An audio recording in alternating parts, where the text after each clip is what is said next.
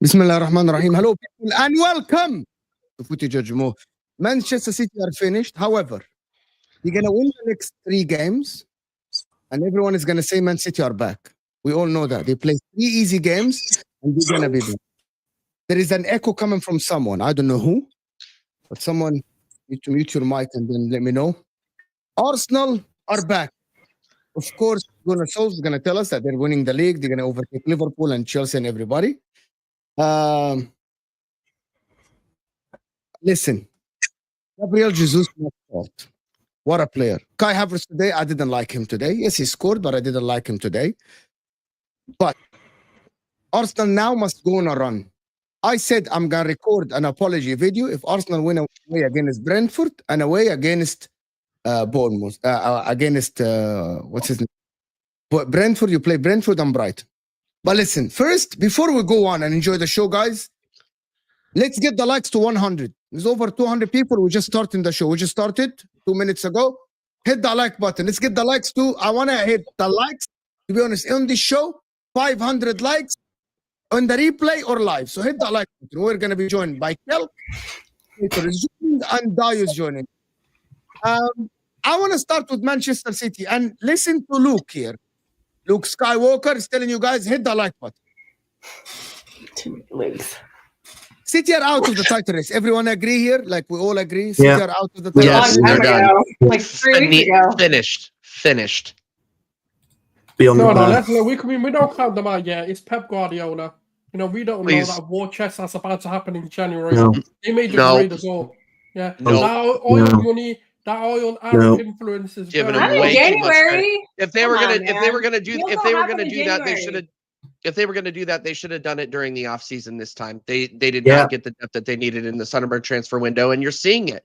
And these performances have, by the way, these performances have been going on since September, October. We called this out. A lot of us called this out. Me, Staffy, a bunch of people, and people didn't want to listen and said these performances are bad. When I came on, I think I came on this channel and I said, they're barely squeaking out 1-0 wins against Southampton.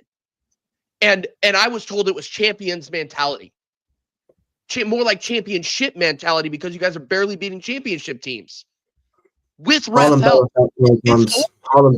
Luke, your mic is very loud. By the way, your mic is very loud.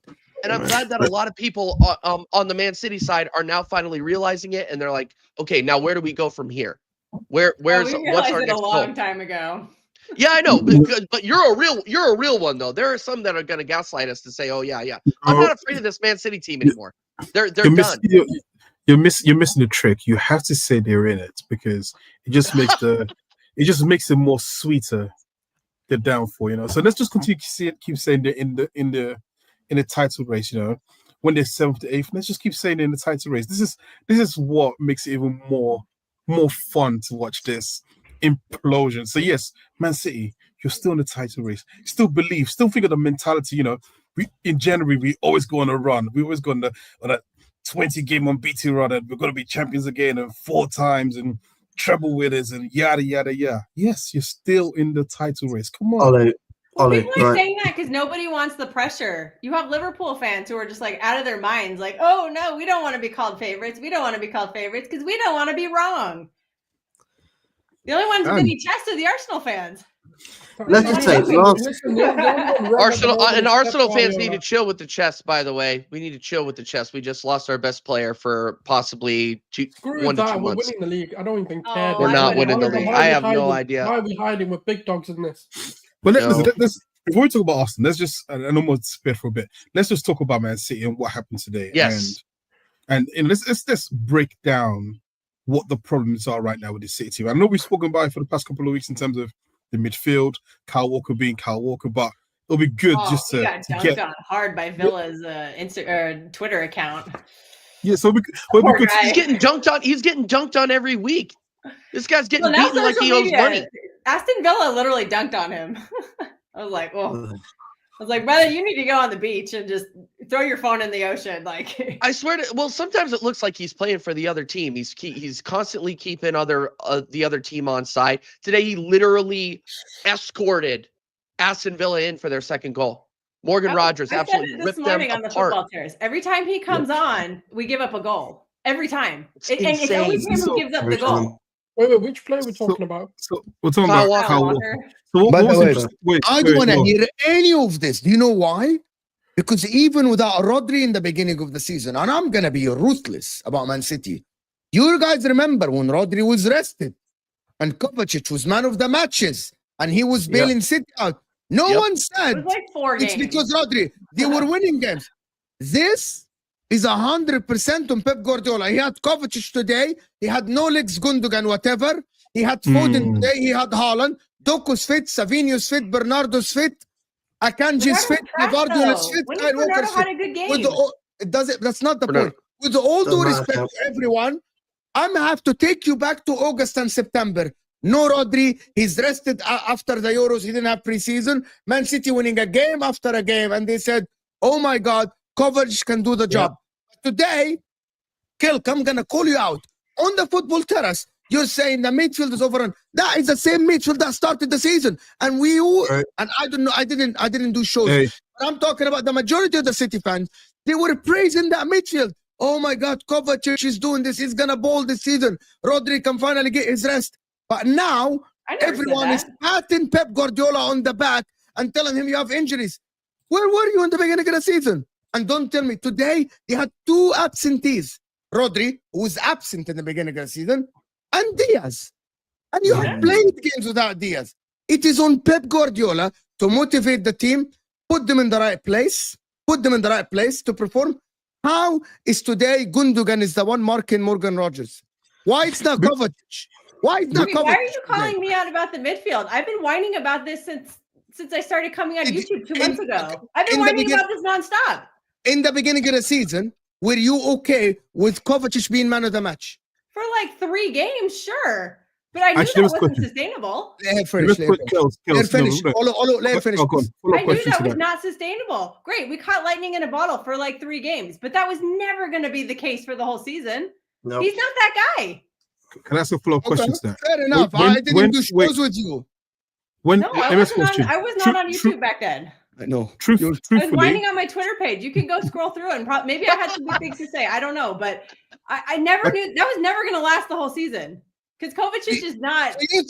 But they are Not the that ones guy. who went and signed Gundogan back again, and we sat here and And again, it was meant Olo, to come off the bench You- for 10 minutes at the end of games and maybe play a cup game here and there. He was not signed to be a starter. No. Okay. This is and this is what we'll call it out, right? No, first of all, Man City fans do not believe that because when you were saying Gundo back, right? And I was going to ask Kels, did you As a bench celebrate? player. Yes, No, I no wanted one- him as a squad bench role player. I don't believe- You I- you I you don't- might have, Every but your single fan game. base You was can't do asking it. like it was your She fan base doesn't- was no acting one like he was here going to come in and answers be a for their full-time fan player. base. I No one don't- answers I for know. anyone's fan base. Let's just I don't- establish I- that, guys. Let's just I get don't it believe. going. I don't believe that because a lot of the narrative was that he's bringing back the sort of winning mentality, and of course with the fact you won the league, there was this belief that just adding him back was sufficient, right? And Mo could say, listen, I hate calling myself the Oracle, but I'm the Oracle because I was saying it right from the time he came back to the Premier League that this is not the same man. His legs are gone. This is 1 year away from the Premier League. Yeah. It doesn't make sense. And I've got to say, And in before we 10 continue, minutes first, that's okay. even 10 minutes is not good enough because ultimately No. he's an extra body on the bench, which at some point you might have to rely on him. In the same way, we have to rely on players that sometimes we don't want to rely on. But firstly, before I let the rest of the panel go, all I want to say is this. Morgan Rogers today, and big shout out to him because he had a wonderful game. He looked like, do you remember Dembele who played for Tottenham? He looked so much like him. The inability to get the ball off him is insane. And the fact that he was in City's academy is crazy. Because obviously, none of us know what the player's going to turn out to be. But imagine having him when you look at the City midfield right now, which is so static and so easy to bypass. I mean, it was simple balls just going through that midfield. Imagine having someone like a Rodgers, and we could play Captain Hindsight, of course. But my goodness, what a player he is. And absolutely tore the City midfield to shreds by himself today. Yeah, Dude, he did, MLS absolutely. players could tear that midfield to shreds. It's complete garbage right now. They're all well past it. None of them can do the job. I've been saying this for months. I saw this So I coming. don't know why you're coming at me with that. Before Luke comes in, guys, it's about 550 people here. We're just starting the show. Guys, we need 300 likes. Hit that like button underneath your live chat. Come on now. Like the video, people. Give us the likes. I know you're entertained. Hit that like button. We're going to talk Arsenal, of course, today. We're going to talk title race. I just wanted to start with City. Luke, go ahead. Well, I saw this coming from a long time ago because last season, when they won the league, it was because of Foden and Rodri had bailed us out a lot of games. Haaland was injured most of the year. De Bruyne was out injured most of the year. And it was based down to individual performances that got us a win last year. If Arsenal were better in certain games, Arsenal won the league and deservedly so. This summer was a failure from the club. Savio, look, he's a future player, but that's not the point here. And the fact that the club got cash in the summer and decided that it was too much money tells you all you need to know. Because the club, if they want to keep it up there with the likes of Liverpool and Arsenal and keep it at the top, spending the money, not saving it. And don't be wrong, Pep is at fault for it because I'm getting tired of it now. You cannot keep playing the same way with his team. It doesn't work anymore. Most of these players are done. Haaland is being wasted up front. Yeah, he's been great himself recently, finishing wise, but there's no creativity in his team anymore. Yeah, Foden got a goal today, but I mean, it's been like one goal in 13, 15, 14 games. Like, I'm not going to celebrate that at all. Like, this has been coming for a long time. A lot of our fans have been sort of blinded by our success. Don't get me wrong, it's been great. Obviously, winning all this stuff's been unbelievable. I'm absolutely to have seen it all, but we can be very top. You got to be constantly investing, constantly keeping the team fresh. And when you don't do that, this is what happens. It's what happens, sadly. Yep. It's Man United. Sorry. Go ahead. I was going to say, I wanted to hear Sulz's take on Man City and title. It's on TJ as well.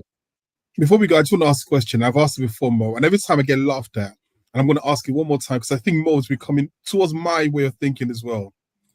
And you mentioned it, Haaland, and I've said this before. Take away the goals. Is he any better than Andy Carroll? And I think week by week, this question I'm asking is becoming a little bit closer in terms of analyzing him as a player. And again, this is another game where once they just block the path to him, you might as well play with 10 men. Yeah. And it's insane. Actually, I disagree with you completely. I actually disagree with you completely now. I disagree. It's Pep who turned him like this. That's guys, today, guys, there is one play today that Erling Haaland took the ball, dribbled the second, but they got there's too many of them in front of him. You know why? Because his teammates, and I'm going to let Dayo speak after this, his teammates are not used to him running with the ball. So they all were watching him, ball watching. You guys all know that term. You're all getting entertained by him running instead of supporting the guy. He used to do this at Dortmund, but he used to have Jude. That's what I wanted to say. He used to have Sancho running with him, Marco Reus running with him. Now, he's been limited. That's on the manager. It's on the manager, completely on Pep Guardiola. And for him to be one of the, if not the most brilliant manager of this generation right now, not realizing that he needs to be able to coach a different style, then it's on him. Because we've seen Erling Haaland in the Bundesliga. Erling Haaland in the Bundesliga used to collect the ball from the center circle and run with the ball. Like this was the Erling Haaland that I was afraid of when he was coming to City. The guy from Dortmund who would drop deep, collect the ball in the middle from Musiala, or pick it up from Sancho and drive at the other team. Now, and you can tell that Pep is trying to revert back to the system he played when you guys won the treble. He's trying to play that diamond midfield again, and then having two players on the wing, very, very attacking players who can actually feed the ball like your Riyad Mahrez and the Raheem Sterling. Like, he's trying to go back to that style, and it's not working, which is why he's like, Haaland, stay up front, they'll feed you the ball. If they don't feed him the ball, he's useless in the game. The manager needs to take responsibility and re-coach the style. I'm not saying that change the whole philosophy of the club or how you play, but when you have major key players injured and are out, like a Rodri, and you have to change your system, other players have to add a bit of something different to their game. They can't just do exactly what they've done throughout. If a Rodri is out and you cannot fill that gap and you have to use a Kovacic and maybe a Gundogan to actually do what Rodri single-handedly does, then Haaland needs to drop a bit deeper, and the manager takes responsibility for that, for not telling him, drop deep, play a one-on-one with the midfield, and then drive at the other team. Erling Haaland in Dortmund used to counter attack. He knew how to do that. So us sitting here and just, I mean, I hear you, Olu, when it comes to like Al Haaland, take away the goals. No, I think this is on the manager because I've seen this player do it before, which means he has the qualities to do it. He's just been told not to do it. You know, so yeah. So I don't agree. Vator disagree with this. And I heard what Vator said, and I thought about it after we finished the football terms. About, do we think Pep Guardiola is really asking these guys not to pass the ball to Haaland? Or these players are choosing not to pass to Haaland? But there has to be something happening in the game that these players are not passing the ball to the guy. He's standing there trying to make runs. There has to be something. I believe they're not capable. These players are not good enough. The ability just disappeared out of a sudden. I think it's a Pep thing. Cannot make a long pass anymore. And that was that last season. Rodri, bread and butter, long ball to Haaland. Yeah. This season, there's none of that. Nobody. The only person who pretends to find him is KDB, and he can't stay on the pitch. I do think though it is a Pep thing. The reason why is because we like everyone who's sort of played with him and talked about Pep says how much of a control freak he is about players on the pitch and what they're doing. So a player not doing what he wants him, he drags them off, right? We see that all the time. And the very fact that he's allowing this to happen, for me, makes it feel like it's more of his system and trying to figure out and trying to sort of play to a way that he wants Haaland to play than less so than the players. I think because if Pep knew that the players cannot make a 20-yard, 30-yard pass, he would change the system, right? We know Pep is one of the greatest minds that's ever been like in football, right? So there's no way he's just watching this and watch his players regress and not changing the style. I think basically he's sticking to a way, and right now the way is just failing him over and over again. And maybe there's a bit of being stubborn, a bit of pride. Again, I don't know. Sometimes the great people who are so great find it so difficult to change their ways because they always feel they have the answer, right? Maybe that's what's happening right now. And of course, the injuries hasn't helped City, but I joke around with the Haaland thing and the Carroll. I just said it though because I just think that for the hype we've given him, rightfully so, for the goals he scored, we also have to admit that there is a limited player in him as well. And the excuse of we don't create chances for him shouldn't fly because you're part of the 11, and we cannot just let you fly and go, oh, because we don't create chances for you, that's not your fault. No, you have to get involved in the game. If he changes the way Pep wants him to play, Pep will hook him. That's another thing that you just said it yourself. If a manager has set him up and said, I need you to stay up front, they will get the ball to you. And the player knows he has the ability to drop deep, receive the ball, and drive at the other team. But the manager said, I don't want you doing that. I want you up front. Then it's on the manager he's the one limiting what the players can do. We've seen this many times with Pep. Now, I can turn around and say this to you. A professional footballer, regardless of what you say, like Haaland, who's athletic, who's big, and can score goals, has an eye for where the goal is, even if he didn't have that ability, you can coach that ability to Haaland. Haaland is 22. Let's not talk about him like this guy is like 29 or 30, like set in his ways. No, you can coach that into him, even if he didn't have it. But we've seen him at Dortmund where he had it. So this is about the system, and this is on the manager. And if only Man City fans would be very, very honest to themselves and point a finger at Pep. Pep is the greatest manager of this generation. I'm still wondering what he's doing. I'm like, I would have expected that, okay. And again, maybe he doesn't want to change the whole philosophy. Maybe that's something he doesn't want to do. But yeah, this is on Pep. This is not on because you can't tell me that these same players 7 months ago who won the league, who played the way they played 7 months ago, suddenly their ability just disappeared. This is not Thanos. Thanos didn't show up, snap his finger, and everybody disappeared. Like, what are we saying here? This is a system-based issue that is not working. What up, Mo? What up? I joined the show and I'm being respectful. Let everyone say what they got to say. Number one, your voice is very deep. Whatever you did to your mic is fantastic. It's amazing, bro. I've been screaming. I think that's depression, honestly. Yeah. I've been screaming for a while, so I'm probably hearing the screaming voice. No, I'm far from depressed. I've seen a lot worse at my club, to be honest with you. What's happening right now is there is a Pep that's trying to figure this out, because I said this on the football terrace. It's not like he's running the same 11. It's not like he's running the same system game after game after game. Like Kells and I, like we've seen him play with a different back four for several games now, where he's trying to figure this out. This whole thing about I'm going to put this, and rivals, you're supposed to do this. You're supposed to apply pressure on where you see the biggest threat is of your opposing team.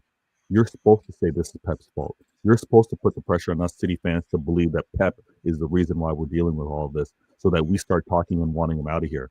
What we've realized is that as Pep's trying to figure out this system, as Pep's trying to figure out which players can actually deliver, we've faltered. We've had poor results. We've had some incredible collapses, right? Pep is the same man that set up the team for success in the Champions League. And we gave up 3 goals in the 75th minute. Are we saying Pep didn't set them up for success and that's why we suffered a draw? Vader, are you saying that he doesn't know their players? Are you saying that he doesn't know the players? What are you talking about? These are the same players that he won the Champions League with. There's only like 3 or 4 that are new. No, but this is the difference. Kels and I, we watch every game, so we know who's missing the game of, we know who's injured, and we know who's playing off of injury. Many of you rivals want to point out, why didn't Pep put so-and-so on when he was on the bench? For us as City fans, we know that he's fielded a squad when the bodies are just there. They're not to touch the pitch because they're not fully ready to go. KDB was on the pit, was a sub today. Wasn't looked at because there's certain things that he's got to manage behind closed doors that obviously won't come out until our next documentary and everybody learns on what's happening behind the scenes. Oh, we got one more. Me one this year. There should be one. There should be one. There should be one. They're gonna throw that footage in the trash. Vader, sorry, can I something real quick? Changing players, right? But trying to play the same strategy are 2 different things. He might be changing your different back fours, but the way he's instructing them to play, again, you said he set them up to win a Champions League. You scored 3 goals. Then he makes some crazy subs. And wait, hold on. Hold on. Wait. You use the word crazy subs. Then I'm saying for me, it's crazy because at the end of it, hindsight, you drew that game 3-3. It was crazy for you. You said the right thing in hindsight. Yeah, in hindsight, you can then say that of course, I'm speaking based on what we've seen. I'm saying then he made subs when you were 3-1 up. All he had to do, well, I don't know if he did tell them this, is okay, let's be more compact, make more defensive subs, close out your defense, and just ride out the game at 3-1. In 15 minutes, you guys capitulated. In 15 minutes.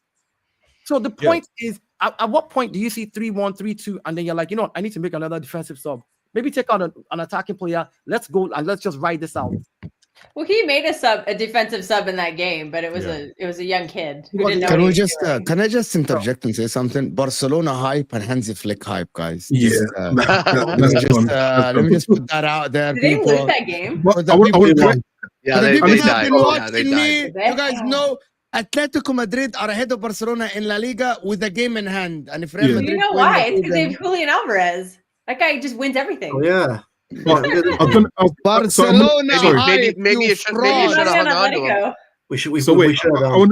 Anyway, back to the City thing. I want to ask. So Vader said something. I listened very carefully to what you were saying. Now, the thing I'm going to hold you up on this is not holding Pep to account. The reason why I said that is that he's the head of the club. I mean, outside obviously Carl Duran and so on and so forth. The buck always stops with the CEO. He's the CEO of your club right now. If we're to put it to business terms. So if you're in a company and a worker does something wrong, it's still the CEO who gets the blame for it, right? The same thing happening right now with even if the players are not playing well, the fact that you're not willing just to hold Pep and saying you are messing up, like you are messing up, and he probably knows that he's messing up as well. I'll put it this way. Arsenal fans, we did that with Wenger. And I'm not saying that it's going to be the same thing with Pep because I think Pep is a greater footballing mind. We're never going to treat Pep the way you guys treat Wenger. Right. No, but I'm not talking about the toxic type. Give it time. Time of Wenger. I'm talking about the time when we could see what was happening. We could see what was happening with Wenger. We were not willing to accept it, right? And right now you're doing it right now at a smaller level because it's only half a season. But the fact that you're not willing to accept that actually he is part of that problem, not just wait. Okay, no, but this is no, you're saying you're categorizing me in the wrong way. I'm not saying that Pep is absolved of any criticism. I'm not saying that Pep has not had an issue with some of these games within the 1 in 13. But I'm not saying that it's solely on him. And for the City fans that are saying that it's solely on him, I think they're being unfair. It's collective. The Bucks is going to step. No, I get. No, listen. I get it. If your team isn't succeeding, all of you, rivals or not, you're going to say, why aren't we not winning? Why haven't we won? It's the manager's fault. I get that. At the same time, when you look at why are you winning, I don't want to hear praise and overhype of players. It's going to be the manager then. Of course, yeah, but we do give Pep. We give Pep as much of the praise, and he deserves as much of the praise because he's been the only one to win a 4-peat. So he's going to get, and he deserves the criticism as well. And I'm sorry, when I watch a midfield of City which can get outrun by pretty much almost every midfield right now in the league, that is on him. Yeah. Wait. Hold on. I'm choosing. Now we got to stop. Now we got to stop. Refreshing that midfield. Yeah, if you're gonna say it's on Pep for the available midfielders that we have, then I gotta say no, you're wrong, because if you have this squad, it's based off of not just Pep selecting this squad. Pep is not the one scouting. Pep is not the one in the training room making sure that these players are available to touch the pitch. Yeah, but at the start of the season, he's the one that works with Tiki to say, this is the targets that I think we should have. And if he's saying, I am fine with this squad, ultimately, it's still on him. Like, yes. I'm a firm believer. You choose the squad you start the season with. And if it doesn't work, you get the blame. If Arteta's team doesn't win the league, it's on him. It's not just on the players, it's on him. And the same thing has happened to every single manager. And we have to, it's not about saying manager out. It's about just saying appropriately, the issue is with the manager. Yeah. So, but this is where we're all in agreement.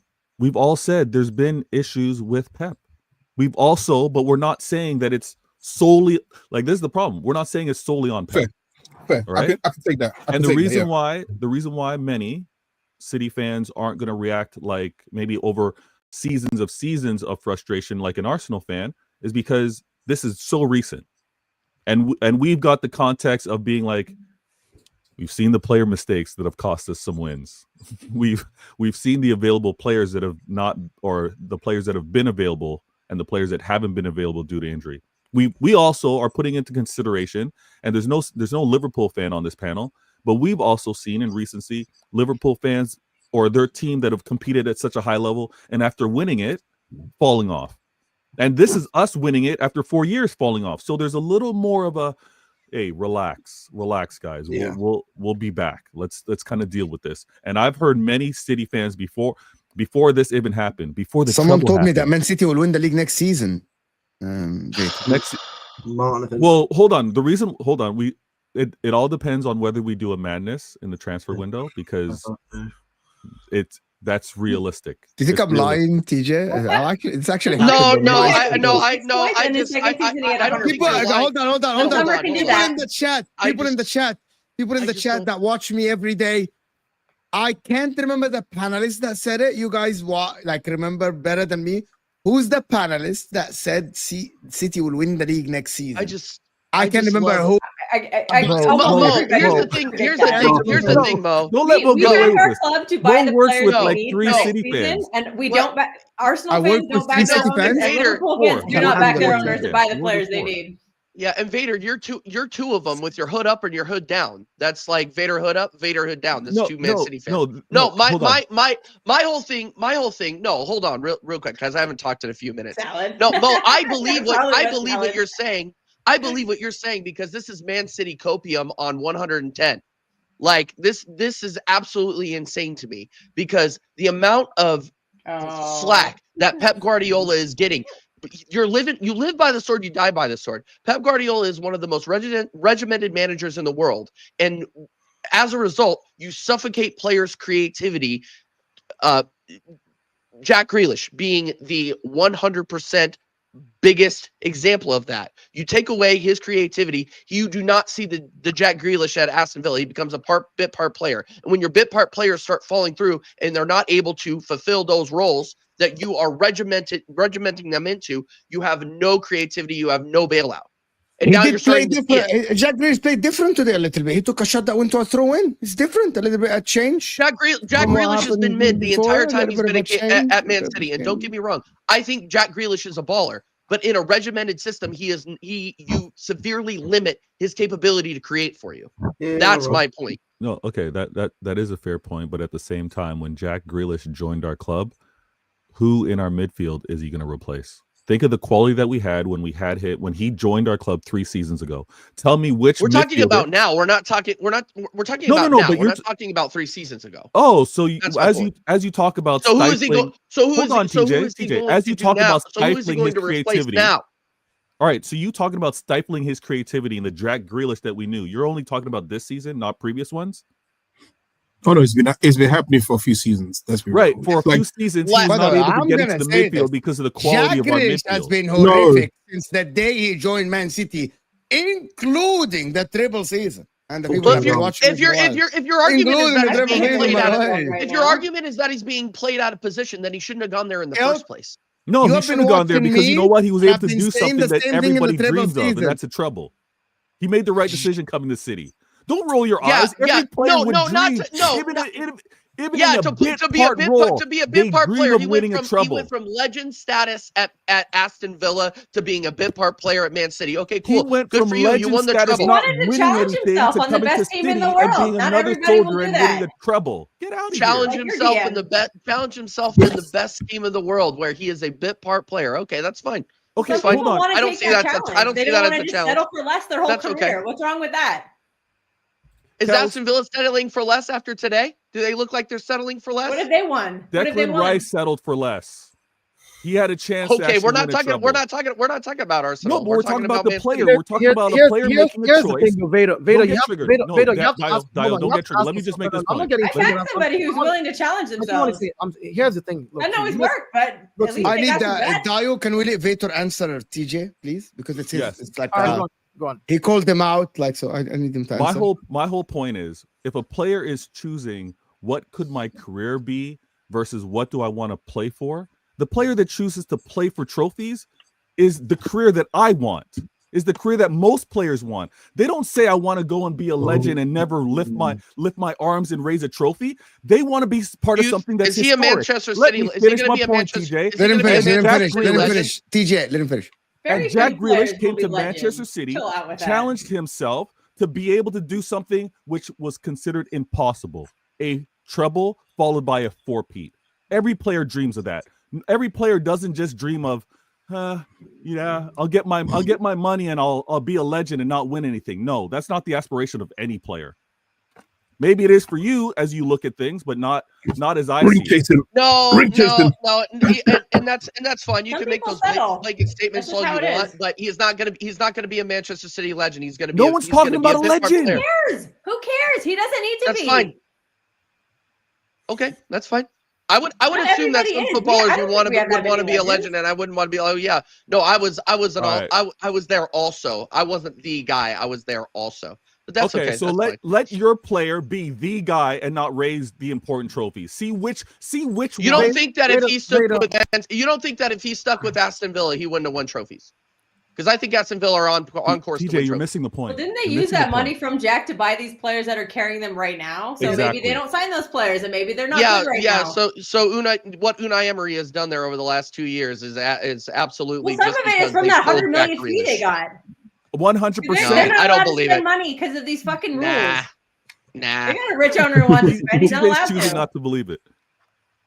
It's just all I'm saying is like look, the truth is this: Jack Grealish has regressed as a player. Like if you go, I was watching funny enough clips of him at Aston Villa, and the player he is at Aston Villa, and the players that he is now is chalk and cheese, right? It's night and day. They're not the same player. Yeah. His game's been changed. Now it can be better in terms of he's more tactically aware, and Pep's made more tactically aware. However, I remember when Jack Grealish was going to move, and there were different teams looking to buy him. The thought was that you were getting a maverick, a game changer, someone who literally you could just give the ball and say, "Go and win me the game." Like you can beat 4 or 5 players. Now he doesn't even look to beat his player anymore. He looks to just roll the ball for like 20 yards, 30 yards, and pass it backwards.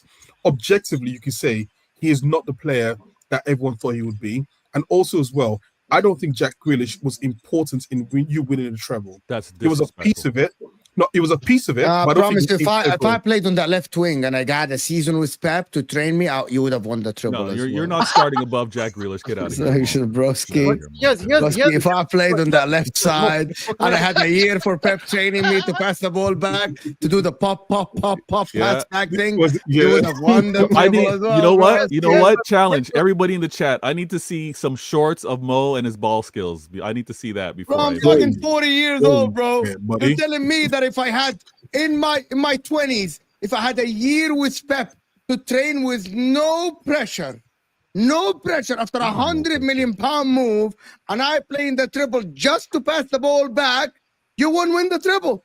Nah, I need to see some skills. Have Show me some some early shame. highlights, Mo.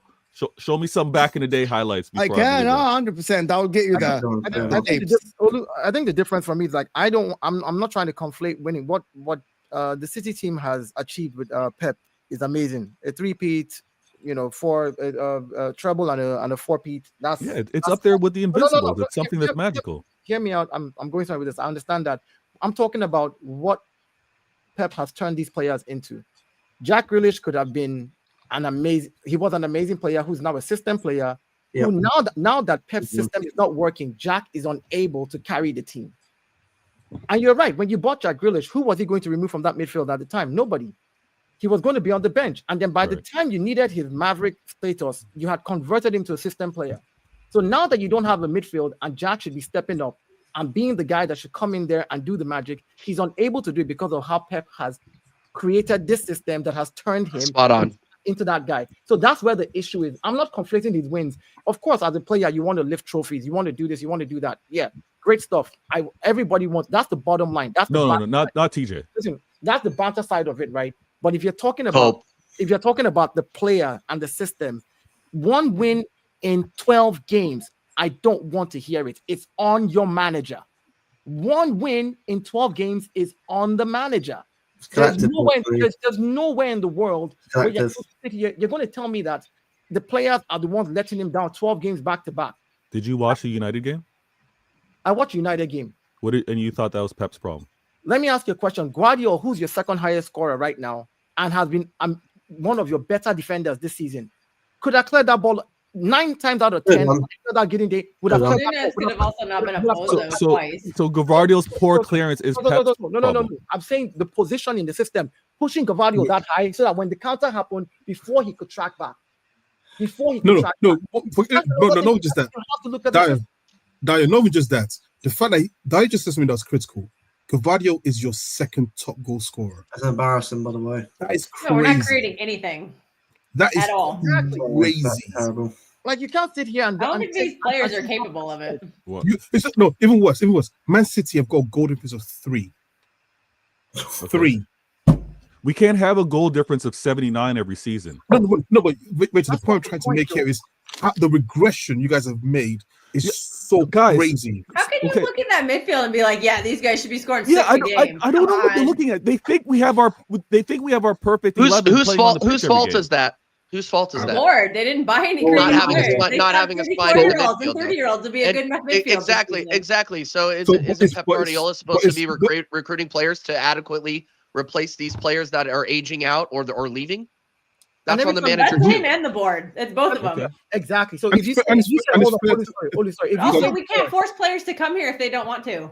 Hold on, Kel. So if you say the board, right? Why would you not want to go to treble winning Man City? I don't get it. Everybody wants to. Everybody wants to go. Oh, you mean not everybody wants to go and win trophies? Not everybody. Not everybody. Some people don't. They don't want to argument. Better players. Look, if you say what badge? If you say what badge? Listen, that ship. Get out of here with that ship, man. If you say it's on the board, right? We're going to talk about Arsenal as well. Sorry, no. If you say it's on the board, why is it that Pep then signs a new contract again? If they're not giving you what you want, hold on. If the board is not giving you what you want and not giving you the right players, because he's not a baby, he's a man. Yeah, what I'm saying. I didn't get what I wanted, so I'm gonna quit. We know he denied a second striker. No. It's not that you're going to quit. His contract was coming to an end. He's not getting what he wants from the board. You're not giving me the players that I need, and I know that next window you might do the same thing. So why should I stay? No. The question is, this is why I said I'll answer it. You answer the question. You ask the question. Let me answer it. This is why I said it's on Pep. Okay, and now I'll address it. Listen, him and your owners have agreed that this is what they want to do, and he was happy to say, you know what, I think I can make it work as the greatest manager with this crop of players, and I'm going to still keep on going. So give me another contract. He agreed to that. So the responsibility, the buck stops with him. You're gonna ask the question, and you're gonna answer the question yourself. This is hilarious. Pep was offered to a contract extension. The reason why he chose it because he wanted to continue on at Manchester City despite not being fully invested player-wise because it's temporary. He's had seasons where he's been back before. Look at what we did when we had the Centurions. That's the season prior. We brought in the transfer window. We brought in players. Success. Look at what we did when we invested going into the treble season. We brought in literally Haaland, Alvarez, Akanji, Ortega, and we flew. Right? So it's a matter of you can't invest like that every year. So when I see some, I'm not going to accuse all of you Arsenal fans because some of you are sensible. But when I see some fans being like, buy, we always need to improve. It's a business. Sometimes you got to go like this. Sometimes you got to go like that. Sometimes you got to take a dip and you got to get back up. This happens to be our dip season. This happens to be our dip year because we can invest heavily year after year. And behind the scenes, which is psychological, who knows? And this is why I'm excited for a documentary because maybe I'll see this. But who knows how this has affected not only the staff but the players with APT 115, which is now 130, and also the challenge of a 4P. Wait. We're not getting a documentary this season. I got hope for it. I love behind the scenes. The downfall. They've stopped doing those inside city clips, so I don't think we're getting a documentary.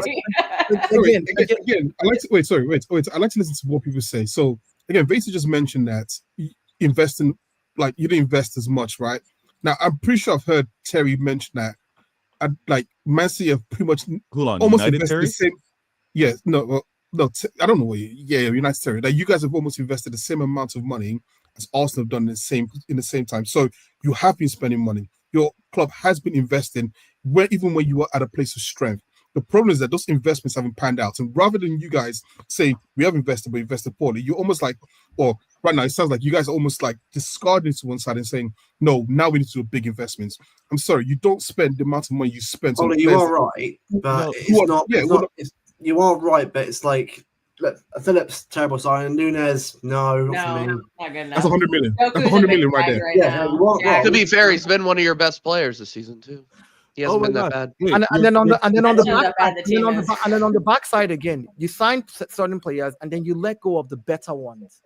Riyad Mahrez leaving. Alvarez. He wanted to go. Like I know, I get that they wanted, but my point is this is where you bring in players that don't replace them, one, or that are not even good enough for them, and you pay good money for them. So yes, it is poor signings. It is bad signings, and it's okay to own that. Like I can look at certain players in my team and be like, listen, this is a bad signing.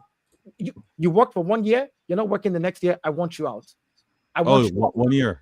No, if you're not, I'm not as harsh, but I hear you. It could be harsh, but it is what it is. Like who worked for 1 year? No, I'm saying like if I sign a player and you're not doing well after the first season, I don't have that patience if I were the manager. Yeah, but even after 1 year of having a good season, if the second year's off, you want them out as well. Yeah, the second year is off. I want to be better and better. Or I bring somebody. Yeah, I get it. Yeah. That's what I'm saying. So my thing is like, you guys signed a bunch of good players in your treble-winning season, and then you went on to do a 4-peat, and then you let some of the best ones amongst them go, and the people you replaced them with, right, are not good enough. Right. Because in the same 5 years that Arsenal have spent 800 million euros, you guys have spent 700 and something million euros as well. So you spent just as much. We've probably spent 30 million more than you have. But here's the thing. Yeah. So hold on. So wait, my thing is, when I hear certain City fans not wanting to put the buck at the table of the person who's responsible, who happens to be your manager and your owners, right? Like for me, when Arsenal fans say stupid things like, the owners are not backing Mikel Arteta, and then the same fans come back and say, but we spent 800 million and you haven't won anything. Which is it?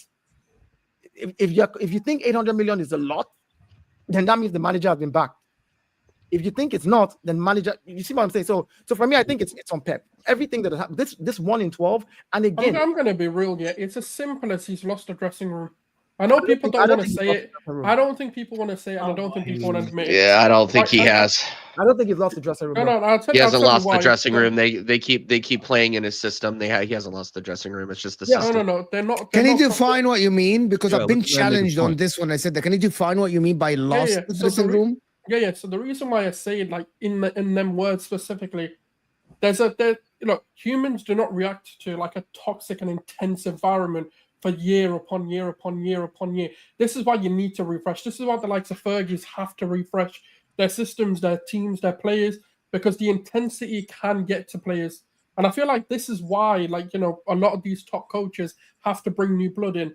And part of it is his stubbornness as well. Like, you can see it's not working, but are you really changing it? Because I know people are saying personnel, but that's not changing something. That's just trying something else to see if this can work. Why doesn't Pep, right, rather just drop his ego and go, do you know what? Let me drop Haaland, bring a false nine in, or maybe make Haaland the false nine. That's a system that has worked for you previously. But the problem is he's not willing to make a ballsy move. I don't think he has the skills to be a false nine. No. I'm just saying at either role, right? Whether he drops him and brings a false nine in, like a Foden plays that position, Gundogan's done it in the past, whether he brings something like that in. The problem with it is, right, is that he's trying the same thing, right, and expecting different results. He's had 11 losses. And look, I'm not a City fan, so maybe I see it differently. I haven't seen enough changes. I haven't seen him, go out there and go, wait a minute, what the flip is this? No one's questioned the lineup in terms of everyone knows it's the same system with different people. That's not the system is a problem here because you need KDB and you need Rodri. Why not bring control back in and bring a false nine back into that and actually regain control and do what the bread and butter of everything that Pep has done. The intensity that he wants these guys to play at, it's probably gotten enough for them. Or maybe there's a truth to the 115. There's a lot of factors to it, and we can all speculate and we can all sit here and say, it's this, this, and this. We're never going to know, truthfully, until they come out and tell us. And the other thing is, I think the reason why I blame Pep and part of why the players maybe have a bit of animosity is why didn't you commit sooner? Because if he had committed prior to the summer, the club could have said, okay, we've got 2 more seasons of him. Let's plan with him. Because the club were a bit in a 50-50 zone of, do we back you and give you what you want, but then you turn around, and go, actually, I want to leave, or do we turn around and go? Because I get it, you're a well-run club. I understand that you're a well-oiled machine, all of this sort of stuff. But you're still planning for the manager. You're still going to plan to some degree with the manager you have at the helm. Now, if for example, City got a whiff of, okay, he's not looking to sign and we can't agree those persons, so then what will happen is the focus shift. They'll be like, okay, who's the next successor who can do what Pep does? And let's bring players in to start preparing for that. Yeah, Martin brought it up. And that's what I think more of the issue is this secrecy about whether he wants to continue has absolutely really what a theory. And the first one I hear that from is actually very true. I kind of didn't look at it from this perspective as before. I just said that Pep not signing the contract will definitely affect the club at some point. Yeah. It's the same as Jurgen Klopp leaving will affect the club because it affects your decision in the transfer market, which player you will use. Do players actually, and also the attraction of players. People don't understand that. I actually think managers are bigger than clubs in terms of attraction. That is my theory, and I will never change. A manager calling a player will have more effect than the club itself. With all your achievements as City, with all the achievements of Liverpool or Arsenal, Jurgen Klopp calling a player or Arteta or Pep Guardiola changes the perspective of them joining the club or not, because they are the ones that sit with them and explain to them their plans. Because a player at the end don't see the board. The player at the end, every day they see their teammates and the coach. That's an everyday job, is for you to wake up and go see the manager. So the manager is the one that you deal with every day. Forget the company and all the stuff. The manager at the end is the main attraction. And if Pep Guardiola didn't make a decision, maybe that affected your transfer market. Gundogan, because that's a tough perspective when we think of some of the big clubs in England right now, and we think of some of the novice or young. And I'm talking only about big clubs. I'm not talking about with all due respect. I'm not talking about. With all due respect, let me just put this. I'm not talking about Brentford or Brighton or even Spurs. Pep Guardiola is the main attraction for Man City. I'm telling you now, Arsenal Football Club, it is Arteta's project. It's the main attraction. It is not Arsenal's history 20 years ago. Unproven manager is the big attraction. Arsenal I am telling you, Kelk, I am telling you. Kelk, he Kelk, said I the am project. He said the project. the project. I didn't say Wait, the wait, wait. Is it manager. an unproven manager?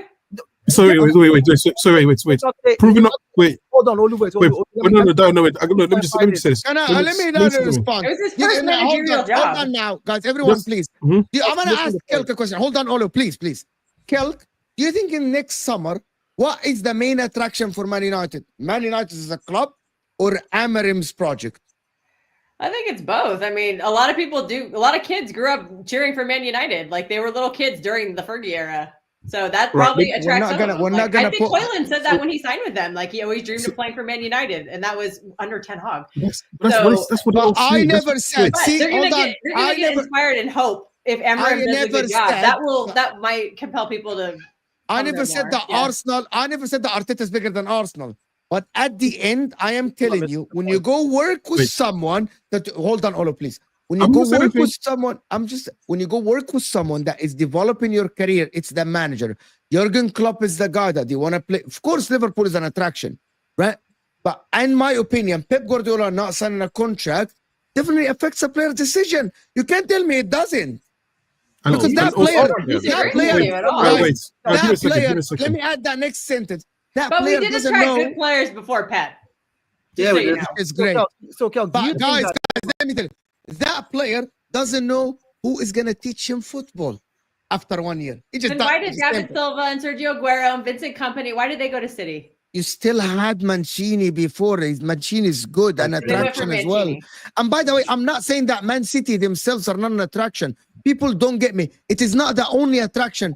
But a player not knowing who's gonna coach them, I think a player not knowing who's gonna coach them is a repellent. Momo, I think so. I agree with that. maybe put Not more just- context not into just- what you're trying to hold on, say? hold on.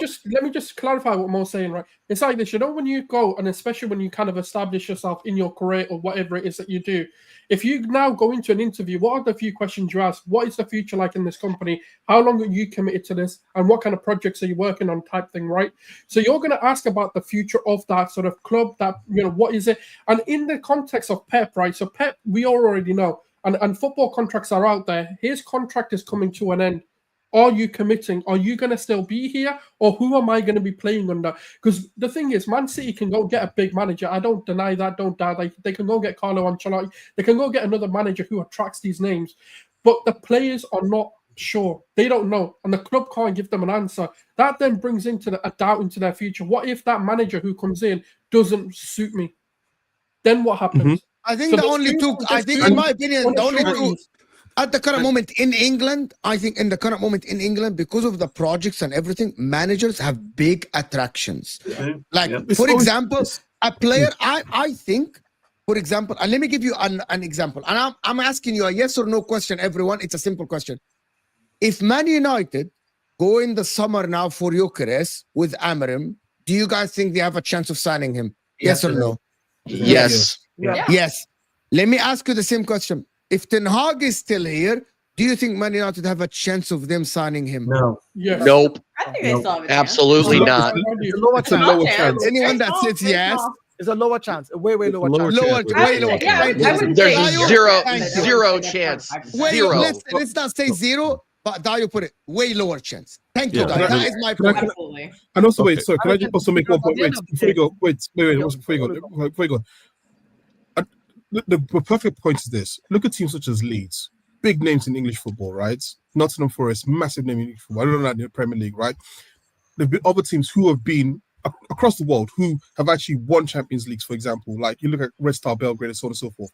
Players are not clamoring to go to them, even though they were either big names or once big names, right? Marseille is the same thing in France. They've won the Champions League. People not running to play to them. Managers, in the end, are the ones who, on a day-to-day basis, it's not the badge, right? I think we romanticize our clubs sometimes, thinking that players, especially foreign players, want to play for our clubs. Let's be real. Most times they're coming in because someone has called them and said, "This is a project. This is what we're selling you on. This is how we're going to develop your career," and so on and so forth. They're not just running to a club because it says Arsenal on the badge. Most of these players, yes, for some of them, they might want to do that. They want to support the clubs when they were younger, right? But for the ones who didn't support them, it's not the name of the club necessarily that does it. Because if Man United continue to finish 15th. I promise you, no top class player is going to say, I'm going to give my career to that club, unless there's a manager in there who's got a vision to change that. I'm sorry, I picked my United. Because the money, Victor, you're absolutely right, 100%. The money is a different story, but I'm not putting the money in it. I want to move on to Arsenal, guys. Can I just ask this? So you also have to put into context the fact that these players are going to be working with the manager.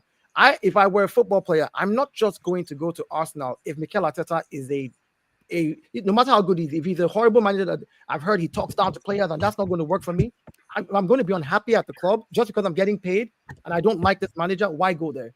Most players buy into what the managers and what the goal is and the dream. So yes, okay. the club might be an. Can I do this couple of super chats? I need to move to Arsenal. I want you to just take the final word. Let me just say the final word. As regards to Pep not agreeing to a contract on time, I think it hurt you guys last summer, just like what Saul said, because a lot of big players then last summer would have been like, well, he might be leaving next year. Why do I want to go there? If he had committed earlier and they knew that Pep was staying another 2 seasons, I can go get 2 seasons under Pep. Maybe you'd have had a chance with some better players than the ones that you got. Okay. Before we go quickly, I was going to ask you guys, next 3 games are Everton, Leicester and West Ham. Wins in them, do you reckon, or do you reckon it'll be more losses? What do you think? I've accepted more losses. It's 1 in 15. You're going to get 1 in 15. No, listen, if you're going to be Everton. He's just got to get Everton's the one I'm more worried about. No, they're just going to come in with a disgusting low block. But Leicester, they're wide open. You guys are in very good form, and you struggled with always been everything, so I'm over not having my hope. Home or away, all the games. Like, yeah, we're not. We weren't going at Everton. Go ahead, sorry. I'll tell you this. Not only are you going to beat Everton, you're probably going to batter them. Okay. No, they're going to come in with a disgusting low block. I don't think so. I also want to deal with what was said a little earlier. This whole losing the locker room or players that aren't playing for Pep. If there is such a player, that player's out the door. Yeah, we would know by now. We're hearing. Would you guys change the whole squad? If there's any player that's dropped form because they don't want to play for the manager, I want them out. If 9 players. Remember how quickly he what ran? about if the main guys, Bernardo, Haaland, Foden, Grealish, whoever Akanji, it doesn't matter for you. What happened after the it won't matter. It won't matter for you.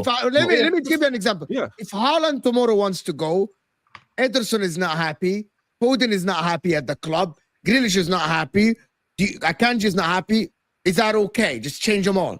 If they're not happy because they don't want to follow the instructions of the assigned manager, I want them gone. Like you guys mentioned, it's his opinion. It's his opinion. No, it's okay, but the same way, it's his opinion. The same way you mentioned the job analogy. If I'm not working for my boss, listen, the boss to my boss is saying, I actually disagree with you. When a whole team says the manager is bad, the manager gets out, bro. You got to question that manager. That did happen with Mancini. You got to ask yourself why 9 players in the squad. No, listen, guys. By the way, we're speculating, Dayo. We're all speculating. That's why I said any club. I'm not referring to Man City. Like you got to ask yourself when you have multiple players in a team actually saying we don't want to play for this manager. There is something fundamentally wrong with that manager. 8, 9, 10 people cannot be wrong. So if we have a difficult situation and all 8 of us right now are, I'm going to use a bar example. All 8 of us are, sorry, I'm not going to use a bar. All 8 of us are out at a party and one of us gets threatened and I see 3 of you back down and walking away, not willing to back the rest of us. You want to threaten the players now? Is that what? No. I'm saying if you're not willing to fight, what's going on you're here? You're coward. You're gone. That's my point. Maybe I feel gone. Is that what is going on here? That you want to like whip the players now? You know what? You want to show someone the whip so the rest of the pack follow that. They're not sheep, Vader. They're not sheep. You know that happens with sheep. They're not sheep. You don't want to quitter amongst your group. They're not sheep. These players. I'm sorry, guys. I'm sorry. Let me talk. Please, everyone. Different story. Vader assets at the end, these sheep that you're talking about, these are the assets for the club. If all of them are not following the manager, you can't change them all. You just can't. Listen, you'll have to change the guy that is. You'll have to change the dog because the doc cannot take I them get to the where they extreme should be. example of all of them. I'm just pointing out whoever aren't, because it's probably a few. I want you out. But we said locker room though. That means like if you lose the locker room, you've lost all. We're talking about when all the Yeah, players. but the locker room's not literally every single no, player's so- not playing. It's so in usually my- the in majority listen, when it comes down to that's it. what I'm saying. If the majority though don't want to play for you, something is fundamentally wrong with that manager, or something is fundamentally wrong with the way he's managing them. Because when you have a majority of people turning around and saying, even though you are the boss, they listen. Let me ask you a question. If you worked in a company and your boss, right, is saying all of you do this, and then you all do it, company loses money, and then he's not taking the blame. He's saying, oh, look at what my people did. For example, aren't you all going to stand up? That's why unions are there. But aren't you going to stand like, you are the issue. You gave us instructions to do this. So Yeah. if you have the majority, But don't be one of the workers that messed up. Don't be, because again, you guys want to bring up the 1 and 12. What if it's the manager who messed up? No, but this is the thing. We've seen games where it's clearly player mistakes. That have cost us not only a win, but they cost us a loss. Okay, Right? if multiple players are making a mistake, then the system's wrong. Because multiple players can't just be. It can't just always be a player mistake. We can evidently see one win in 11 isn't just player mistakes. That is fundamentally something bigger is at play here. Okay. That's the same way. If you can't turn a profit for 3 years, there's fundamentally something wrong there. Oh, bad example. And I need to do the super chest because I've been telling So, time Dayo, do you complain about Chelsea transfer policy selling quickly, i.e. Koulibaly, as you just said? You don't mind selling players after a year? I never complained about Chelsea's. I talked about how you guys bought a lot of players at the same time. I never talked about your sales. And if you sell a player in a year, sell a player in a year. If they're not good enough for you, you get rid of them. It's a business model. If I buy a player this year for 50 million, he plays one season, he's not looking too good. Another club wants to come and take him off me for 35 or 40 million plus some extras, and I'm only going to lose 2 or 3 million. I'll let him go. Yeah, Lee here is saying this guy Gunnar Sulz only show up when Arsenal win. Let me respond, and shows his chest. Where was he? Where Henry's where they played shit. Okay, literally last week Gunnar Sulz did 2 shows with me, and Arsenal literally drew to Everton and Fulham. I'm just responding to you, Lee. Literally, go back on my thumbnails. Gunnar Sulz was here. And Arsenal I'm just drew, talking didn't for we? myself. Yeah, I don't get paid to do this. I do this as a hobby. So if I've got bigger priorities than coming on the show, like there's life outside of football you do. Yeah. And also, what is Henry C or whatever that is? I don't know what that is. Gunnar Sulz says he has bigger priorities than your show, Mo. You're going to take Which that. absolutely 100%. Wow. Everyone has bigger priorities than that. That's not cool, man. I am a full-time YouTuber. You all are giving me your time, and I'm thankful. I came on the Mo's channel, by the way. I'm just saying after a match. No, I know. But I'm just saying to the people who don't understand, after a match is like you don't really like that is it. Like if you don't come on after the game, it's done. Whereas with Mo, at least it's like, can you come out like 9, 10 o'clock or something? Which is like, what am I really going to be doing at 9, 10 o'clock? But at 2 o'clock in the day or 3 o'clock, I might have things to do. No. Someone said, no, Mo, pay the guy. Yes, I'm going to pay the guy with a couple of super chats that I got. Yes, everyone will be sent $50 in your Zelle. Fantastic. I'm Great. backdating Mo. I'm backdating you 2 years, okay? Yeah, 100%. Listen, there is still over 600 people here, guys. I really want to get this show to 300 likes. Hit that like button. Now we'll talk about Arsenal. By the way, I know Kelk and Vator, they might have to go. Feel free to go anytime unless you have something to say about Arsenal. It is okay. I actually received a text from someone said, Mo. Oh, no, let me just talk. I was going to say, don't go, guys, don't go, because I know you guys haven't had the winning feeling for a while. So stay and enjoy what good performances and wins feel like. Because we just won 4 titles in a row. We know what winning is. No, but that was in the past. That's in the past. I'm talking about. Oh, right my now. man, you took so much chest. You took so much chest for a team that is still third, and the other 2 teams didn't even play yet. The game is the game. The game. Listen, we're only 3 points behind. I'm just saying. Gunnar Sulz, I received a text saying that Gunnar Sulz is doing madness on the football terrace. What is happening? I don't know. I didn't watch. I actually don't know what you said. But I literally said that. I am literally the most humble person on the football terrace. Like I have said nothing crazy. Gunnar Sulz, your opening monologue. But after after that Forest On the game. terrace. I don't know. By the way, I don't know what he said. I was Can there. we Mo. let the Mo, people Mo, hear Mo, what I he was said? No, I was there, Mo, when he was talking. I did this. What did he say? Give us that thing. If you made give us the Dio do summary. that, that's Summary. that's Let me hear what he incredible. said. Summarize This what he man- said. In fact, let me Can you summarize what you said in 30 seconds? In Counter 30 seconds. In 30 seconds, he said that we are winning the league. We're back. Gabriel Jesus is back. Like everybody can, like Liverpool should watch out. Liverpool should watch out. That, like, yo, Actually, Dio, I said the Firebirds. no, yeah, you called them the fire. He said the Firebirds should watch out. We're coming for you. But Oh, nice. I immediately had my game. Listen, Dio, listen. Look, I'll say it Let again. him do it. I want to Will, hear. I will happily, proudly look. There I am, right? We are winning the league. The wounded lion has awoken. We've been to the vets. We fixed our problems. That Firebird is getting cooked and cooked and cooked to ashes. We're coming and we're going to hunt you down. The hunted have become the hunters. It's as simple as that. The pressure's not on us. We are riding the wave. Did you see how many happy pregnancies are happening? We're all going to be fathers. We're going to have kids. What are We're all you? gonna be What is there with our kids? Yeah. This ain't Spain winning the World Cup, man. Come on. dude? He said What is Gabriel happening? Gabriel Jesus had a baby, or the guy. You want a new? You announcing No, we anything, started TJ? that Guy celebration had of verses Haaland. of the kid. We're all having kids, Dad. TJ, They're you going got an around. announcement?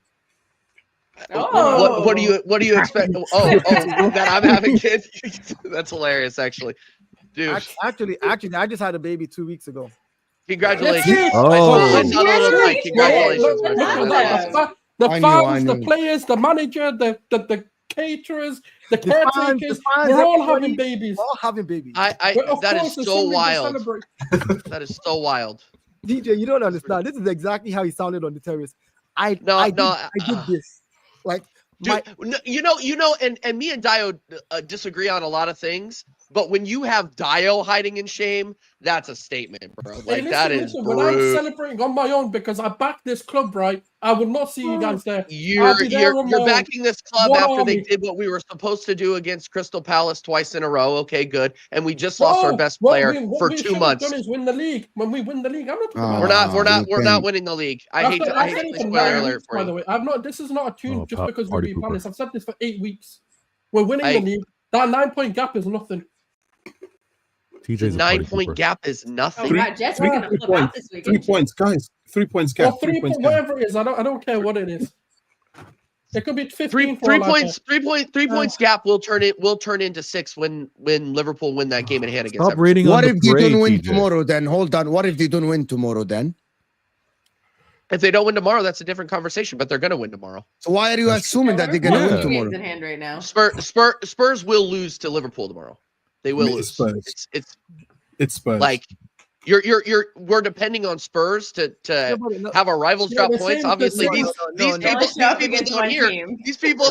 people down here, when we need Spurs to beat Man Spurs are a City, good the one club. time we need them to They do only show that, up against they City. can't do it. Spurs are You tough. think, No, you but there's a think difference, Spurs are going to That's- do something? That's not their Liverpool make are or going to break. run away with What- this. No, We're going but to the drop difference- points because we are going to be missing our best player for anywhere from 3 weeks to 3 months. That's on the manager. He has the manager has to find I a agree. solution. No, I agree. No, the manager did not find a solution when he didn't find a suitable backup right back or right winger to Bukayo Saka.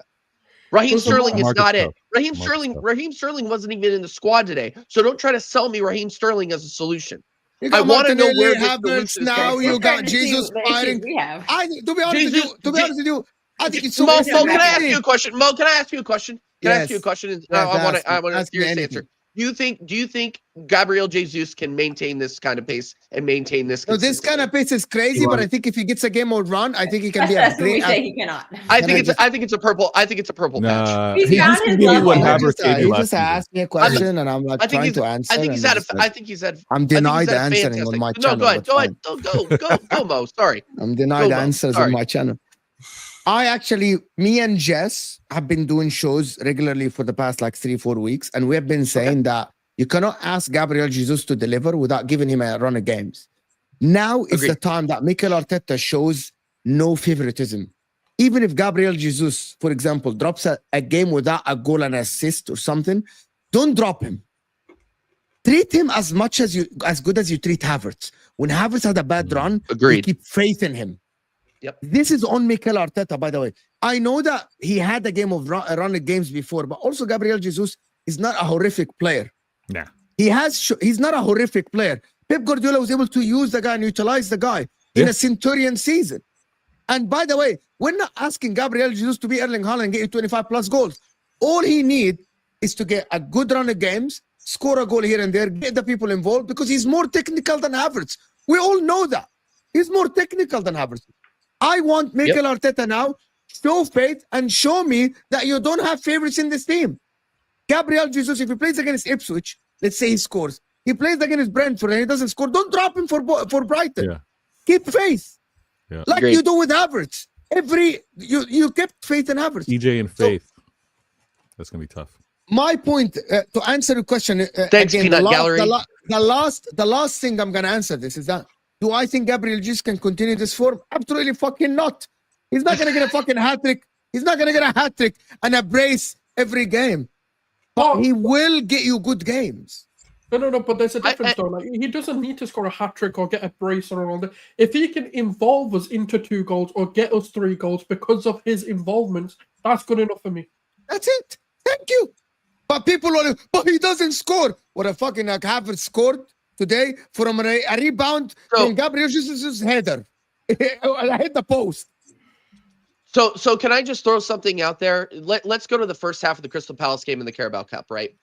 We throw a dead midfield out there with Ethan Nwaneri, Jorginho, and Marino, right? Yes. If we ever have to rotate players, you see how much everybody else falls off. Gabriel Jesus falls off. Trossard was okay, but if you have to if we try to get anybody other than Odegaard in there. Before you go on, Vator, Merry Christmas to you and all your family. Happy holidays. I hope you guys have an absolutely fantastic time. And hopefully the new year will bring, I'll see you before the new year, hopefully. Yeah. Hopefully the new year, if I don't see you, brings you all the joy and happiness in life.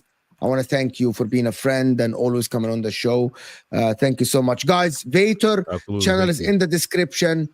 Let's go and support Vator. I want to thank you so much, Vator, for coming on. Merry Christmas to you and happy holidays. Merry Christmas, happy holidays to all of you. The Vatornator. As much as we disagree and go back and forth, it's always jokes, always love. So, absolutely. Yes, thank you, Vator, Habibi. Thank you so much for joining.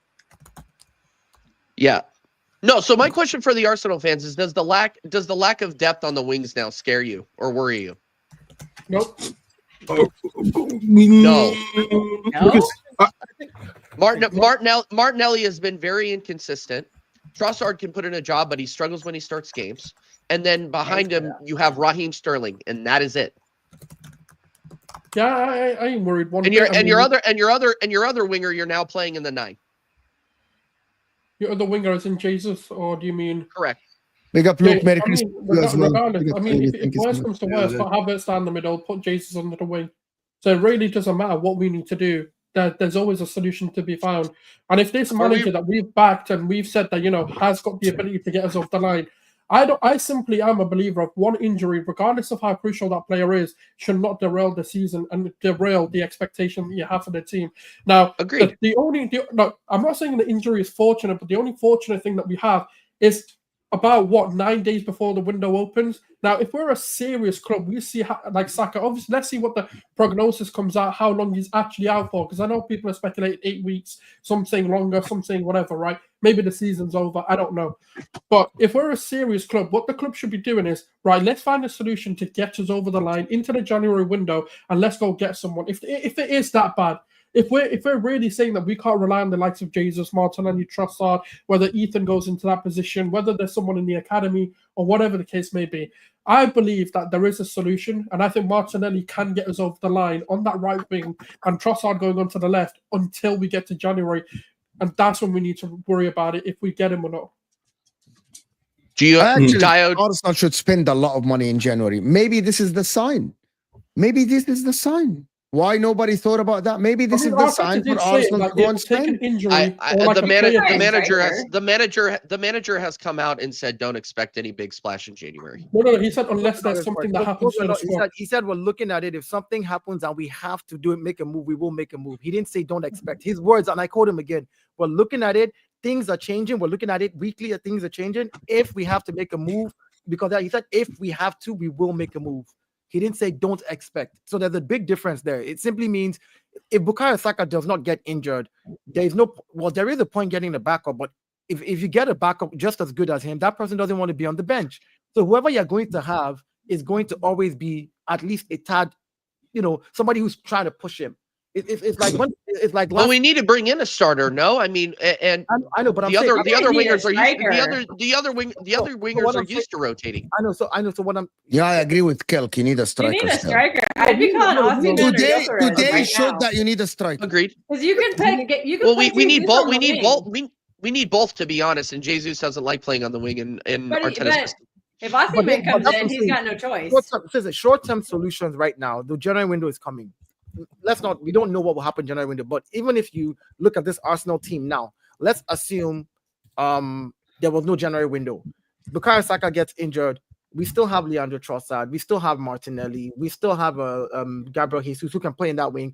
I don't count Raheem Sterling at all. Fine, but we still have three players that can play on either of the wings, and we can still even Ethan Newari can play there. I don't think you trust Ethan Nwaneri to play out there. That's too much pressure for a teenager. The point is, title race is too much. We're talking about a stopgap measure here. Whether you trust him or not, the thing is, what can we do till Bukayo Saka gets back if we don't put anybody in? So in certain games, play Ethan there because he has the capacity to do it. He's not okay. He left on crutches today. He's not okay. Yeah, crutches are prevented when you get hurt like that in any kind of sport. They just limps off of every game. Don't put any weight on it. You're a little skeptical. Yeah, so you don't put any weight on it. That's what crutches are for. Like when I did judo, if you get hurt, they just give you crutches so that you don't put any weight on that leg. Pressure in the air. Yeah. What do you think he tore it? Do you think he tore his hammy? They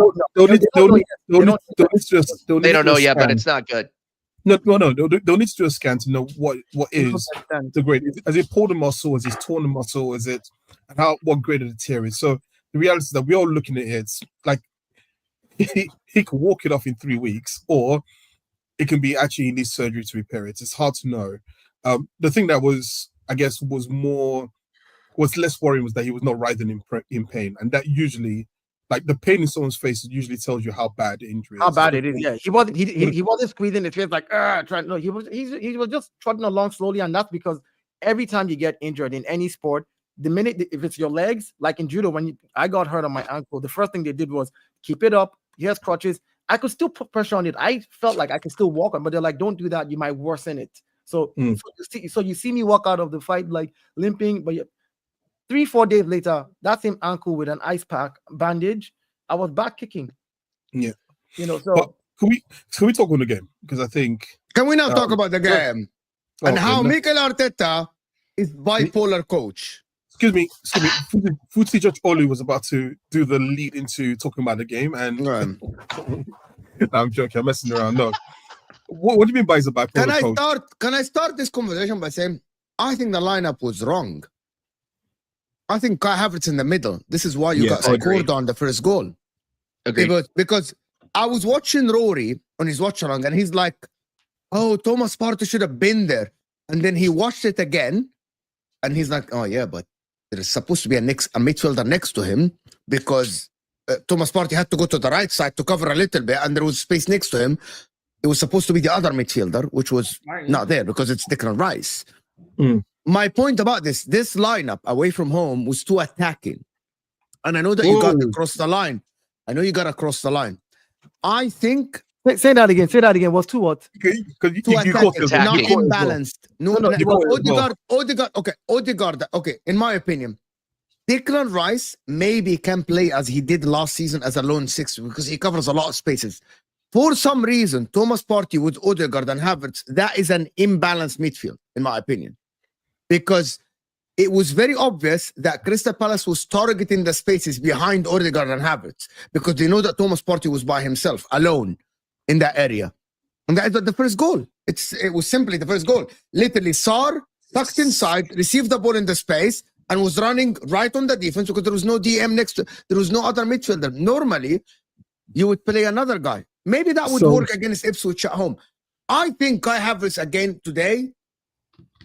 What was the reason? Can someone explain to me why was Kai Havertz on the pitch?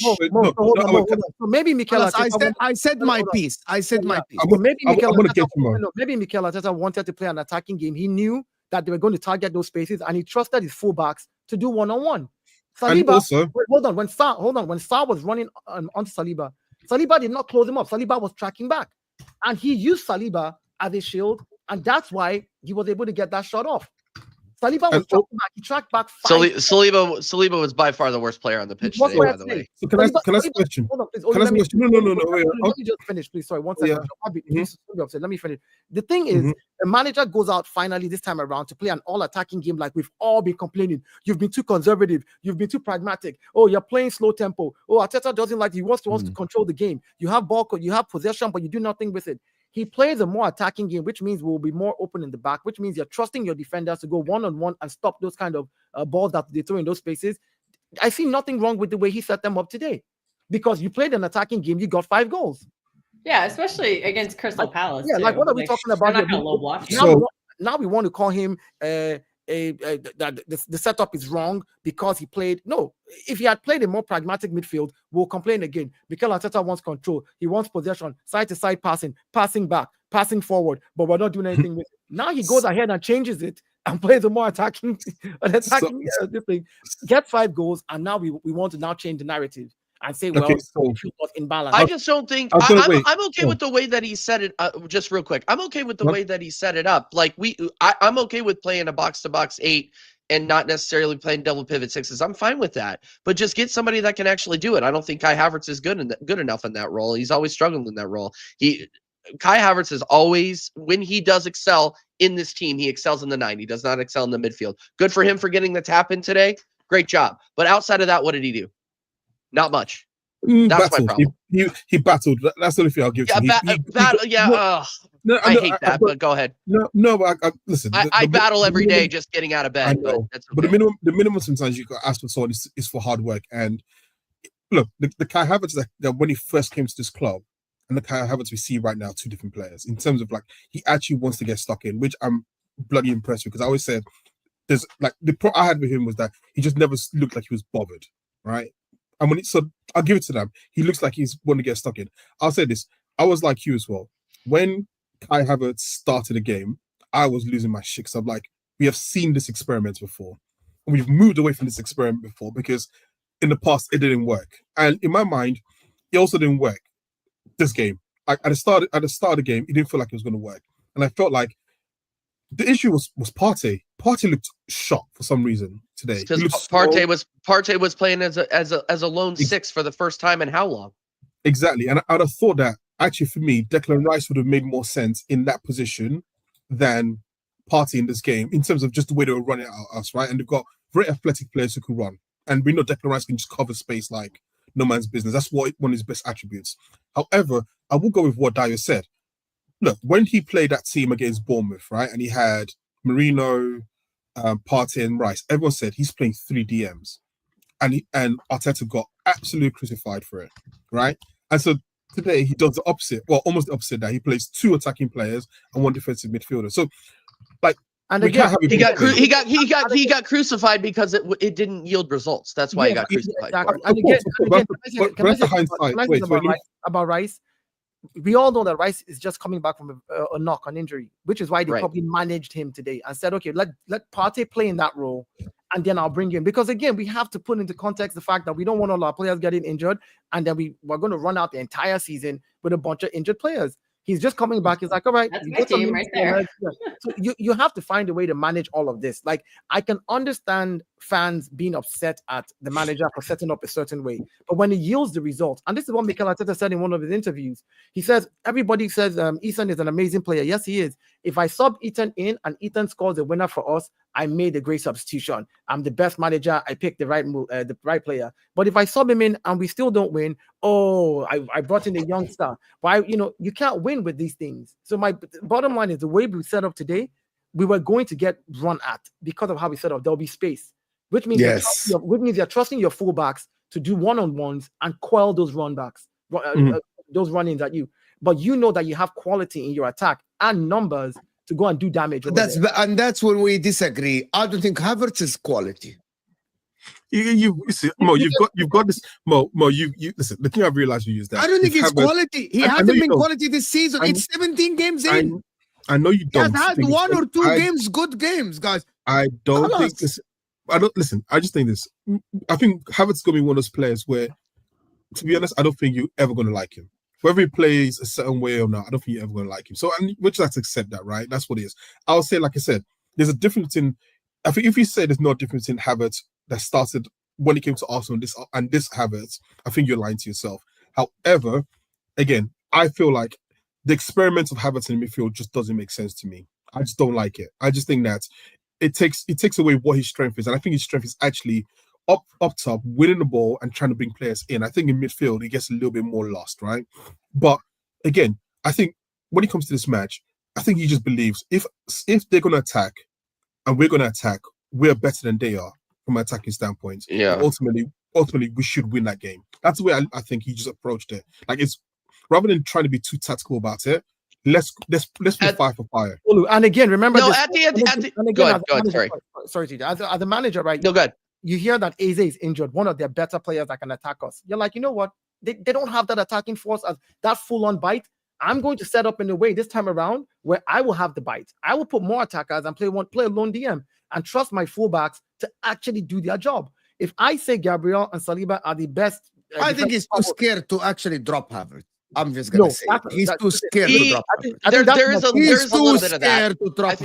I think there's a little bit of that, but I can also see what Dio is saying too, and I wouldn't be surprised to see that same setup against Ipswich. But if you go into Brentford with that same lineup, I think you risk being. DJ, have some shame. It's Ipswich. That's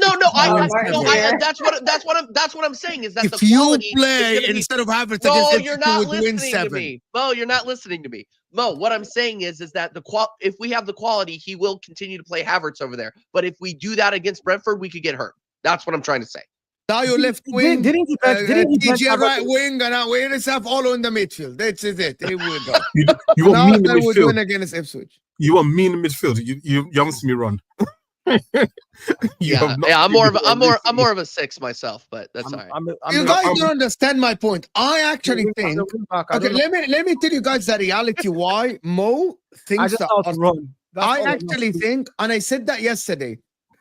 I actually said, people ask me the awkward question, oh, Mo, do you think Chelsea will win trophies, the league before Arsenal or not? And I said, if I look at the Arsenal team, I have 2 holes in the lineup. If they get filled, Arsenal are what a team. What a team. A striker and a left winger. Kai Havertz and Martinelli or Trossard. Just replace these 2. What a team. Moreno can do a job. Rice can do a job. Thomas Partey. The back line speaks for itself. This is why I think this protection of Kai Havertz, I think it's hindering Arsenal. You know why? And it's from fans. Because clubs, and people don't understand that, clubs listen and people listen to social media. That last summer and the end of the season, last season, when people started saying Havertz is enough, Havertz is enough, Havertz is enough, I think the club started believing, I think people started believing that, yeah, maybe Havertz is enough. I'm not saying that's 100% true, but you know that players listen to social media and managers know what is going on from the media. Yes. If it wasn't, by the way, if that was not true, Ange Postecoglou would not be talking about Jamie Carragher. That means he knows what Jamie Carragher said about him. Fans sentiment kept Ten Hag in the job after he won the FA Cup. Just saying. I agree with it. Yeah. Man United is the biggest example. Ten Hag was kept in the job not because of the FA Cup, because fans started saying and believed in the maybe the resurrection. Maybe he'll bring us back.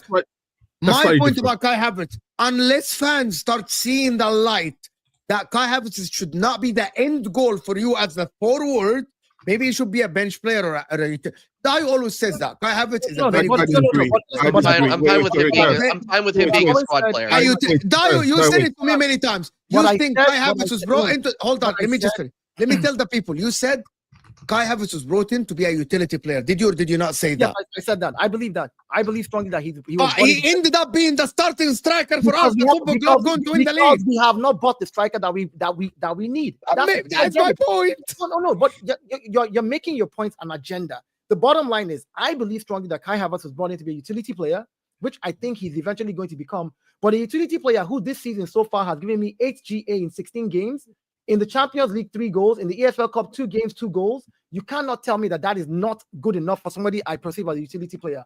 That's what I'm saying. The role that I think, because come January, if we get a striker, good example. Gabriel Jesus caught fire recently. And what did Mikel Arteta do today? As soon as he saw that he caught fire, he put him in the lineup. And he brought Kai Havertz. You're a utility guy. You come in, you do your own little bit. Give me a goal or two. Hold up the ball for me. Get in there. Be dogged. Be a false nine. Do whatever you need to do. Play your part. It's a team sport. I'm not saying Kai Havertz can lead the line for me and win me the league. He's not the striker. I said if you give me a Victor Gyökeres or give me a Victor Osimhen, or you give me, give me any other striker, and I'll have Havertz come off the bench. Like when we had Havertz coming off the bench in the EFL, in the Carabao Cup. That's what I want to see. Gabriel Jesus bagging a hat-trick and Havertz coming on. Yeah. I'm happy to have another striker and have Kai Havertz be because he's a much better player than what everybody thought he was going to be at Arsenal. Let's not do that. Last season alone, on the end of last season, what was his end of last season? 14 goals.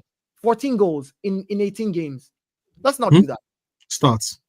Yeah. But also, I'll say this though. Like, well, to be honest, I have to disagree about the social media thing. I'm sorry, but if any manager is making decisions on, they're not making decisions, but it's pressure from fans. It's pressure from the fans, and we're the loudest fans because we have a platform.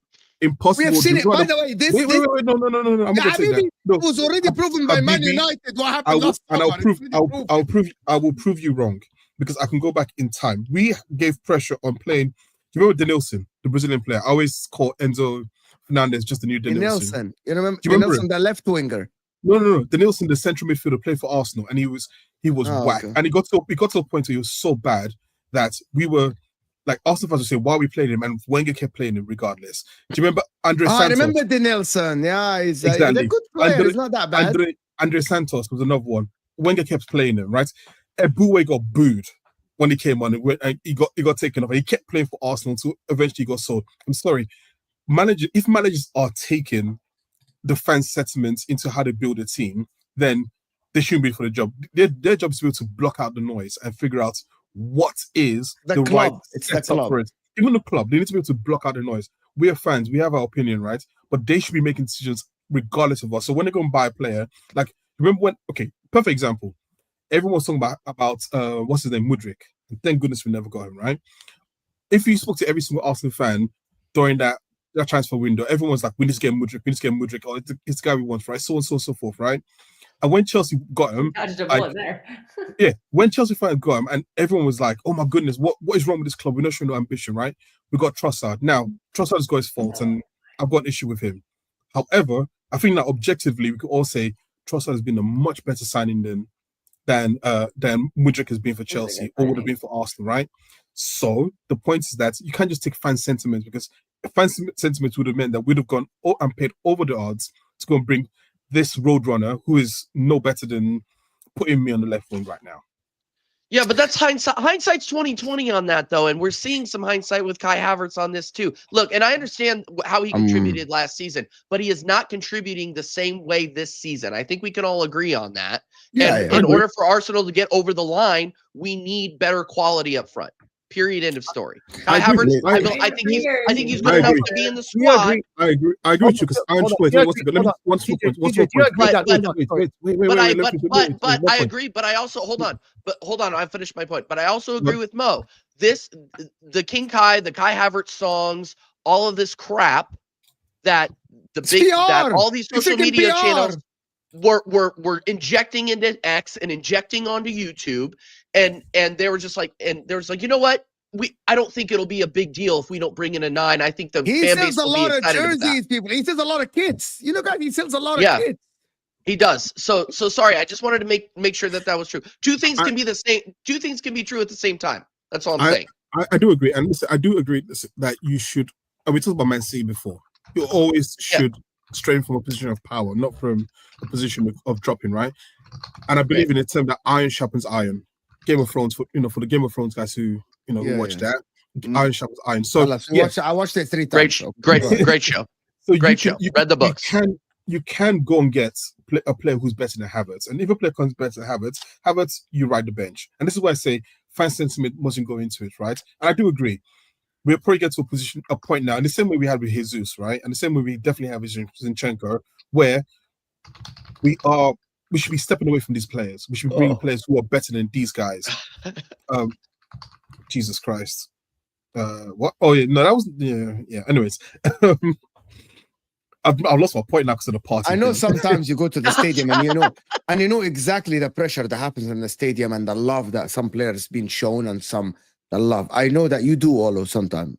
The love that has been shown sometimes to players make the club decide that to keep the player because of the PR. Because at the end, you look at the business. Look at the business. Kai Havertz brings revenue to Arsenal. Brings good revenue to Arsenal. Him starting and him playing brings revenue. Yeah, prime example of this. By the way, I went and hung out with the Big Six while they were on tour here in LA. They had trouble finding anybody that would talk bad about Kai Havertz. They had trouble finding anybody that would say, you know what, Kai Havertz isn't the move. Okay, and that's the fan sentiment here in the US. So TJ, here's the thing though. Here's the thing. It was a weird signing. I didn't understand it. I agree with you. It's part of the resurrection, revival of careers. I really want Arsenal to stop being Captain Save-A-Ho and go out there and get players that can produce for us. We don't need any more projects. In today's game, let's talk about today's game and Kai Havertz. Yes, right? Yes. I know he may not look good on the eye, but I'm looking at stats here and forget it. You can't tell me that this guy didn't put in his own shift in 58 minutes. Apart from the goal, he got 3 clearances, 2 tackles.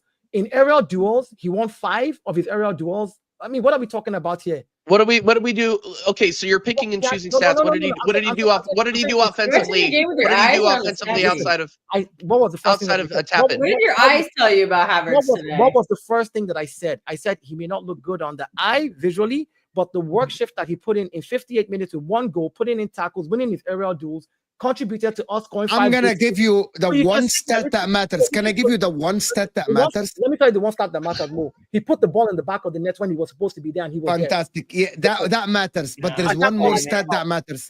There's one more stat that I normally look at. 3 midfielders, 2 of them completed 50 or more passes. Him in 60 minutes completed 18 passes only. He had 1 shot, the one that he scored. It's a tap in. It's just established this. He had 1 shot that went in. And I don't think he was getting involved in the game at all. Apart from the ball being apart from David Raya playing the ball long to him. That's it. But I do think though. If that is what 65 million will get you now, a player that you lump the ball long. And if he was playing so well, why did he get subbed off? I do think. Oh wait. I think. Listen, there's something called player management at that point. And number 2 is that you're already up. Does he need to be managed? Player management. He hasn't played all week. Let me finish. Player management. Why does he need player management? You also want. Was he injured? No, he wasn't injured. I'm saying he wasn't. Why manage his minutes? Hold on, rotating. Why not manage? Oh my god, dude! You're still playing Champions League. No. Sorry. Hold on. Oh, let me finish this, please. I know that's not you. I know that's not you. No, it's not me. You have a lot of games to play this season. You have many games to play, and you have players who also are coming back from injury, like Declan Rice. Well, 5-1 up. Declan going there, putting 3-1. 4-1. It was 3-1 when he got subbed. So Declan, let's protect our 3-1 lead. Declan is a more defensive player as well. Better in the Sub Odegaard out. Odegaard who had an injury. Sub Odegaard out. Sub Odegaard and also sub Odegaard who actually played in the sub Jesus out. 3-1. 4 days earlier. Jesus out. Havertz forward then. Sub Jesus out. He already scored 2 goals. Jesus was subbed out eventually. He did that. So all these things they're talking about was done. You just want to find an agenda to just. He literally was subbed out in the 90s or the 80s. Wasn't he subbed out in the end of the game? Listen. Yes, he was. I will not sit here. Am I mistaken? No, I will not. There was more than 25 minutes between both subs. I will not sit here when we won 5-1 in a game that everybody said Crystal Palace at Selhurst Park was going to show us a lot. And I absolutely think it's a fantastic win. So I'm not going to sit here and then Crystal Palace are also have low quality players. They were missing their best players. I disagree with you. It's an absolute. That's pretty good. The quality difference is insane. Not really. Not really. This is exactly what we should They be missed out on doing. Gahey, and that was it. TJ, They're missing Adam Wharton. TJ, our best player went on in 20 minutes as well. So if you want to talk about them missing their best player, our best player too was not on the pitch for I thought you would collapse. Hats off to Arsenal. For majority collapse. Nah, even without Saka, they're good enough to beat that Crystal Palace. No, they are not. Without Saka, no, they were not. I thought Crystal Palace would come back to the game. So was that? I missed that. I never thought once. I knew that one. I didn't think Crystal. I think Crystal Palace looked dangerous like 2 or 3 times. Other than that, they were. That was enough. Sorry. That was enough. But yeah, no. I never thought Crystal Palace had a chance in hell in this game. As a neutral. Listen, I didn't think it was going to be a 5-1, but just the quality of the players was always going to get us over the line. I'm sorry. Anyway, listen, I actually just have to say it's an emphatic win from Arsenal, in my opinion. I hope that Arsenal continue on the run, win against Ipswich, and we'll see if Arsenal can win against the 2 games that are actually going to tell me if Arsenal are going to go on a run or not are Brentford and Bournemouth and Brighton. That's it, right? Declan Rice today I'm just going to say this before we go on. Declan Rice today showed the people that say that Declan Rice doesn't have any technical ability. What he did last season, people just forgot. The goal he scored against Chelsea from 40 yards out when Sanchez made the mistake. That was not an easy finish. A lot of players will fluff their lines and put the ball outside of the target. Today, Declan Rice, again, coming on the pitch, showed the people. I said that before. Declan Rice is a good player. He is someone that Arsenal can use to win the league. I think he's a starting DM, in my opinion, for Arsenal. Martin Odegaard played well today. Not his best game, but he played okay today. He was mediocre. Yeah. It was okay. He was decent. Gabriel Martinelli was very good. The only negative for me that I look at is that, again, Arsenal, when they open up a little bit, their defense is suspect, a little bit suspect. I think Saliba today, for some whatever reason, made a mistake. I don't know why. So David Raya made a mistake. He made a couple of mistakes. I mean, it was, in my opinion, that was the worst. The only positive thing game Saliba's ever played for. Yeah, but to be honest, Arsenal fans, if I'm advising, you should look at this as that Gabriel Jesus. People said that was it. That was his 3 goals, and that's it. Today, if it wasn't for luck, he would have had a back-to-back hat-trick, which is the first time in the history for a player to have a back-to-back hat-trick against the same team in 1 week. No, so I'm sorry. That never happened before. We saw Gabriel Jesus in the sort of duality of Gabriel Jesus. First half, bagging goals. Second half, couldn't score. Wasn't he the guy who hit the post and he should have had the goal and the going back to Havertz? Yes. Okay, oh my God! You can't. By the way, his link-up play outside the 18 was amazing. He's held the ball very well. Can I just say, look at the goal that Martinelli scored. He was in the middle of the goal, and he found a way to place the ball. He just placed it first time. Exactly. He literally played it first time. A lot of forwards do that. He rushed into it. But I'll say this, right? Actually, the player that I know you got a little bit of criticism because obviously he made a mistake. But David Raya, listen, I absolutely, I was so like, why are we buying a goalkeeper who's like 5'10", so on and so forth? No, I always got this thing of my goalkeepers needs to be 6'5" and absolutely crazy, and Jens Lehmann, etc., etc. But the save he made against Mateta when it was 2-1, when Mateta was in the middle of the goal. Yeah. No, he made a mistake. Yes. It's a little bit mistake, but also just the fact that just when the ball comes into the box, the way he just catches the ball and just relieves pressure is something that's so underrated. And I think like he takes away a lot of the pressure that we can go under. And I think the big part of why we don't concede that many headers and crosses. I mean, because we want to get here on Wednesday. But last point. Give him. Yeah, my last. I want to go back to the Kai thing and just say something about it. Yeah, I like last season when everybody said Kai only wakes up in the second half of the season. That's like March. Remember what Chelsea fans were saying to us? Yeah. That's the only time that Kai Havertz is no good first season. Compare his first season, the first half of last season to first half of this season. He's done more than he did in the first half of last season and in the first half when he first joined us. Right? Yeah. Yes or no? So if he is the player that we've seen, but not He played the forward this season. This is the first or the second game he plays as a midfielder. That's what I'm saying. If he's the player that we say he is, and in the second half of the season he's going to wake up and do a madness like he did last season, that's a big contribution. That's a big contribution. We'll see. We'll see if he does that. We'll see. Right now we don't know. It is what it is. I always call Enzo Fernandez the new De Nelson. Just another thing you were wrong about Chelsea. All the lectures only for you to be below them. That is for Listen, I will. Okay. First of all, yes, I called Enzo the new De Nelson, but let's be real. He was playing trash at the time, and it was a fair comparison to make. Now, was I wrong about Chelsea? Hell yes, I was wrong about Chelsea. And I'm a lot of people were. I was wrong about Chelsea. But I always said the issue in Chelsea was not going to be tactical. The issue was going to be managing the egos in the dressing room because of the amount of people that were there and so on and so forth. And Maresca being his first job, how does he handle those egos? The one thing he has shown is that he's able to manage those egos. He's got most of them playing. I know that obviously there's still issues with what's his name, the forward, Nkunku not having that much game time, and possibly the rumors about him leaving. But he has done an amazing job in getting that dressing room to buy into him, and that's the thing I didn't believe he'd be able to do. So I'm big enough and man enough to say I was absolutely wrong. Guys, this show will take you to Hussam, where he actually have a fantastic panel with Nobbins having a meltdown, Martin having a meltdown. He's driving back from the Aston Villa game. Gunnar Sulz, TKA, and Winter Surfer, of course. Just go there, guys. Hit that like button on that show. I want to thank Dio, TJ, Kelk, and Olo. Merry Christmas to all of you guys. I hope your families are well and fine and everyone is happy, full of joy. And I know that Dio said on the terrace he welcomes a new member to his family. Fantastic family out there right next to me in Texas. Absolutely fantastic. Happy holidays to you and to all your family. Olo as well. TJ, absolutely brilliant.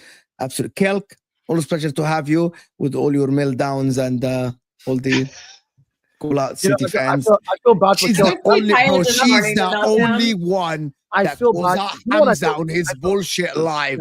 Thank you one. Thank you for being a real one, Kelk. That's He all I'm gonna calls say. Hamza Thank on you. his bullshit live, bro. I don't have very many opportunities to do that though, but Can I come into I would love to. I call him out, man. Call him out. I feel He's bad. like, Hamza, you're talking bullshit. You have to wake up at 4:30 in the morning to watch City do that nonsense that they did. Yeah, beautiful. 4:30 in the morning, and I'm doing it again on Boxing Day Like, for it's so the much, Everton game. like I have to wake up early too for some Arsenal games. It's like, oh, the game might be the early 6 a.m. game because of where, but it's like 4:30 in the morning when you should be. That's when you should be in gear 5 of your sleep. Like you're just you're cruising. Or phase 5. Yeah, I anyway, worked listen, until 10 people. o'clock last night, so I'm on Listen, like people. 4 hours of sleep here. Yeah, let's go to Hussam and enjoy the show with Hussam. We'll see you guys soon. We're out over here, people. Bye.